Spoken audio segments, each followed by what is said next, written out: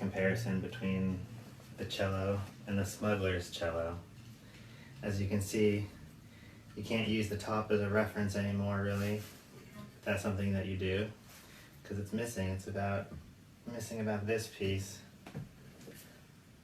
and it's, you know, skinnier.